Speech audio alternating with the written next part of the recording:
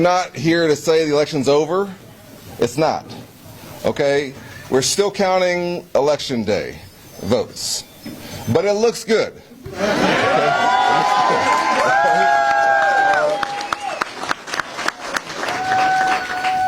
And I'm looking forward to when it's finally over. Because the truth is, I think we've all had enough of primary season. Yes. When Donald Trump and the Republican Party are eviscerating our rights and our Constitution, making life unaffordable for working people, starting wars out of nowhere, we need to move on from talking about what's going on in the Democratic Party and start talking about what they've been doing. These folks, I talked to a voter today, and I just said, you know, I'm just calling you to encourage you to vote. I think she thought I was AI at first. And I told her, you know, listen, these are the reasons I think you should vote. And she said, I hope y'all just do something about how much everything costs. She said, I can't afford to fill my gas tank. She said, if I take $50 to the grocery store, I can't get enough for my family to eat. And I was just thinking, these elections matter, but what we really have to do is get to the work that these folks need us to do. Yes. Because there are people out there who are struggling. Yes. There are people out there who are looking for somebody who might care. And I do. And I know y'all do. We know what's at stake. A couple of weeks ago, the Supreme Court thought that they could go ahead and eliminate the ability for us to elect candidates of our choosing in the South. They struck down what was the remaining portions of the Voting Rights Act. And as a voting rights lawyer, I took that personally. But I also think that it's time for us to no longer live off the accomplishments of the civil rights movement or of past generations who fought for our rights. It's time for us to fight for those rights, right? And I got to tell you, I feel like we're heading for a good election in November, right? But here in the Democratic Party, we also have to make sure we make very clear who we stand for. And in this election, that's why I'm so happy to be here at the CWA Hall. Yes. And to have the support. And to have the support of the AFL-CIO and my brothers and sisters in labor. Yes. Because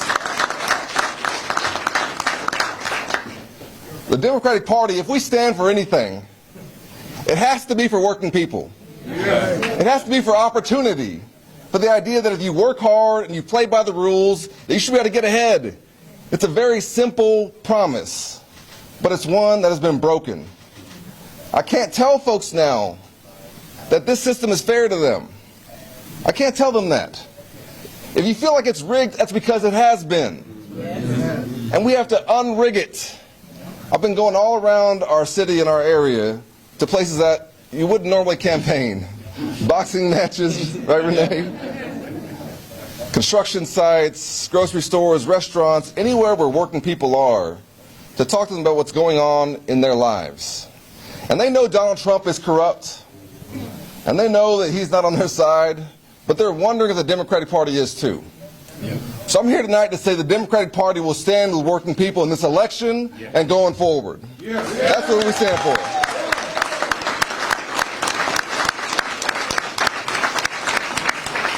We're going to stand up when they want to spend your tax dollars dropping bombs in the Middle East. Yeah. I've had enough of this nonsense.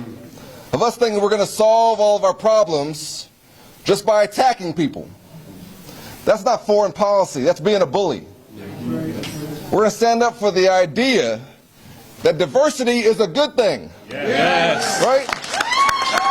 That it makes us better. We're stronger because of how diverse we are. North Texas is strong because of what we look like. But it's been under attack. And I have so many people that I want to thank. I can't say thank you for making sure that we won, because we're not there yet. But I have a lot of people I want to thank. And I want to thank, first of all, my excellent campaign team. If y'all have had any interaction,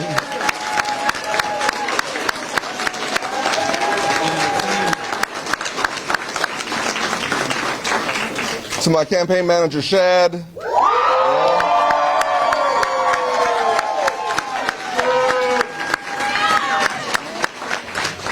So the whole team, y'all got to bear with me because I'm going to say their names. Nicole, Jane, Sonia, Kennedy, Dexter, Chase, Anna, Paige, Ed, and Jasmine, and our great field team for knocking on the doors.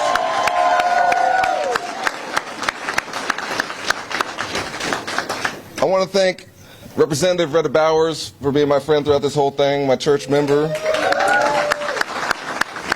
and her son, John Bowers. I want to thank all of the folks who've been involved in this campaign. To Jasmine Crockett, thank you so much for your leadership. You know, Jasmine's not done, and I appreciate her for the voice that she had, both in terms of running for Senate, but also in terms of using her platform to encourage people to stay involved. Yep. And I have to tell you that when I got elected in 2018, I forgot to thank my wife. She was standing right next to me, and I thanked everybody else in the room, but I didn't thank Allie. Allie and I have two boys, Jordan and Cameron. They're 7 and 5. All this campaigning and all this stuff has made it hard for us sometimes. And she's held it together on the home front and kept me sane. And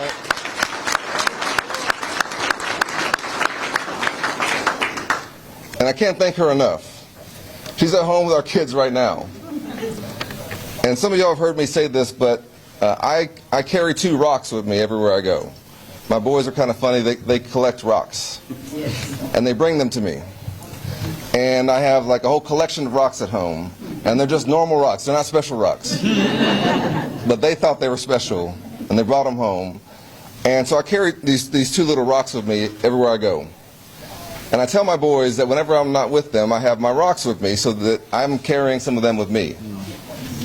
And my message to y'all in this time where everything seems dark, where you feel like you see progress going backwards, where you feel like nobody cares or sees you, that your government is attacking you, that we have an out-of-control ICE terrorizing our communities, that when we have a president who just talks about himself with no mention of the greater good or the broader interest, to remember your 2 rocks, that there's something that motivates you to believe in our society, to believe in our community, to believe in your family, to believe that we can do better than this. Don't let them get you down. They want us to believe there's nothing we can do about this. But when we beat them in November and we take back the Congress, we're going to hold them accountable.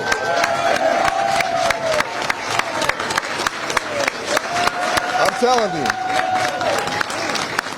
I want to see butts in seats. I want to see hearings. I want to see investigations. I want to see us hold them accountable. They've been breaking the law. And we're going to make sure folks know about it.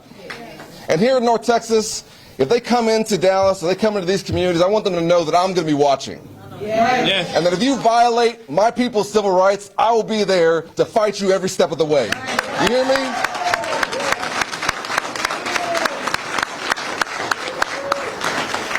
Because they think we're going to go back. And we ain't going back. We're not going back to counting jelly beans in a jar or bubbles on a bar of soap. We're not going back to ask for permission to be involved in our democracy. We're not going back. And this election here in November, we're going to stand up to them. Are y'all ready? Yeah. You fired up? Yeah. You ready to go? Yeah. Fired up? Yeah. Let's do it. Okay, appreciate y'all.